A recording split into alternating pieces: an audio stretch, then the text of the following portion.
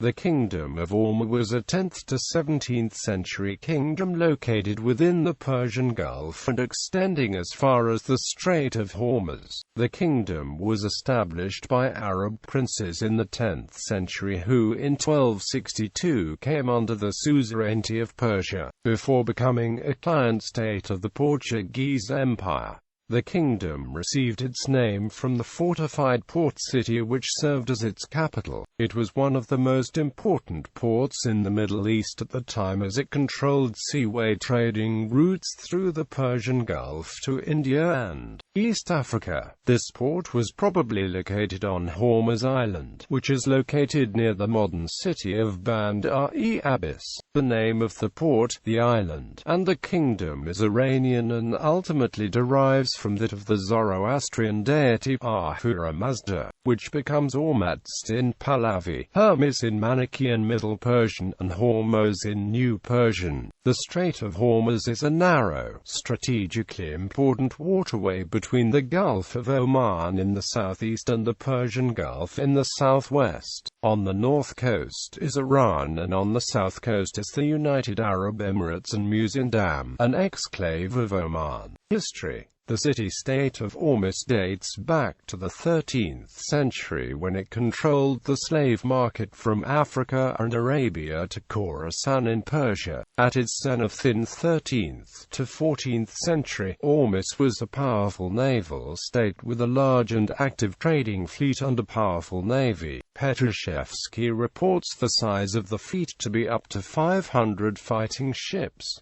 These ships were not armed with cannons. The original city of Hormuz was situated on the mainland in the province of Moghestan of the Province of Kerman. It was destroyed, date uncertain, either by one of the princes of the Kerman Seljuk or by the Mongols. At this time the inhabitants moved to the neighboring island of Jeran. It was during the reign of Mir Bardam Ayaz Safin, 15th king of Hormuz, that Tartars raided the kingdom of Kerman and from the to that of Hormuz. The wealth of Hormuz attracted raids so often that the inhabitants sought refuge off the mainland and initially moved to the island of Kishim. Mir Bardam then visited the island of Jeran and obtained it from Nen, king of Kiz, to whom all the islands in the area belong. Abba Tgf Rainal gives the following account of Hormuz in his history. Hormuz became the capital of an empire which comprehended a considerable part of Arabia on one side and Persia on the other. At the time of the arrival of the foreign merchants, it afforded a more splendid and agreeable scene than any city in the east. Persons from all parts of the globe exchanged the commodities and transacted the business with an air of politeness and attention, which are seldom seen in other places of trade. The streets were covered with mats and in some places with carpet, and the linen awnings which were suspended from the tops of the houses prevented any inconvenience from the heat of the sun. India cabinets ornamented with gilded vases or china filled with flowering shrubs or aromatic plants adorned their apartments. Camels laden with water were stationed in the public squares. Persian wines, perfumes, and all the delicacies of the table were furnished in great abundance, and they had the music of the East in its highest perfection.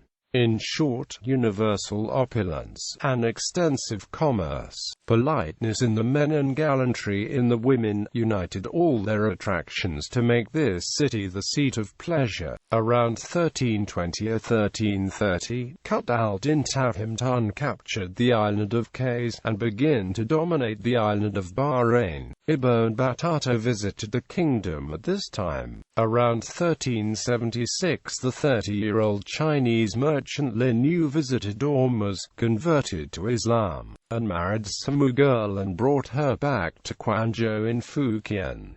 The Confucian philosopher Li Ji was the descendant. This was recorded in the Lin and Li genealogy.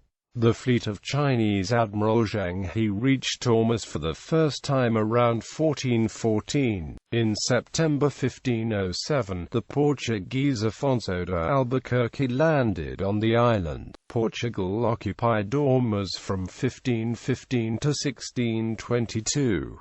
It was during the Portuguese occupation of the island that the Mandaeans first came to Western attention. The Mandaeans were fleeing persecution in the Vilayet of Baghdad and Khuzestan in Iran. When the Portuguese first encountered them, they mistakenly identified them as Saint John Christians, analogous to the St. Thomas Christians of India. The Mandaeans, for their part, were all too willing to take advantage of the confusion, offering to accept papal authority and Portuguese suzerainty if the Portuguese would invade the Ottoman Empire and liberate their co-religionists. The Portuguese were attracted by the prospect of what appeared to be a large Christian community under Muslim rule. It was not until after the Portuguese had committed themselves to the conquest of Basra that they came to realize that the Mandaeans were not what they claimed to be. As vassals of the Portuguese state, the Kingdom of Ormus jointly participated in the 1521 invasion of Bahrain that ended Jabrid rule of the Persian Gulf archipelago. The Jabrid ruler was nominally a vassal of Ormus,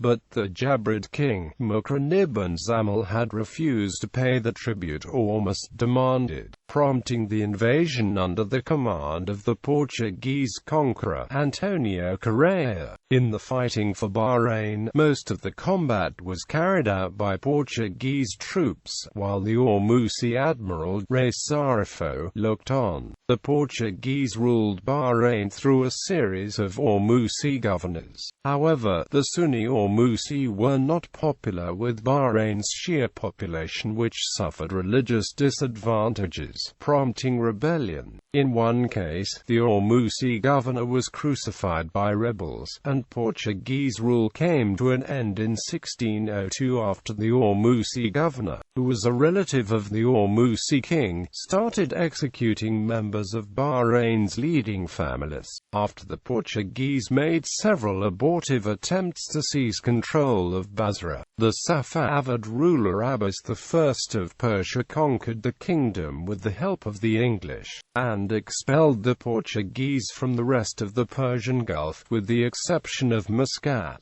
The Portuguese returned to the Persian Gulf in the following year as allies of Afrasiab, the Pasha of Basra, against the Persians. Afrasiab was formerly an Ottoman vassal but had been effectively independent since 1612. They never returned to Ormus. In the mid-17th century it was captured by the Imam of Muscat, but was subsequently recaptured by Persians. Today, it is part of the Iranian province of Hormozgan. Accounts of Ormus society, situated between the Persian Gulf and the Indian Ocean. Ormus was a byword for wealth and luxury, perhaps best captured in the Arab saying, "If all the world were a golden ring, Ormus would be the jewel in it." The city was also known for its licentiousness according to accounts by Portuguese visitors. Duarte Barbosa, one of the first Portuguese to travel to Ormus in the early 16th century, found this theme is also strong in Henry James Coleridge's account of Ormus in his Life of the Navarrese missionary, St. Francis Xavier, who visited Ormus on his way to Japan. List of kings of Ormus.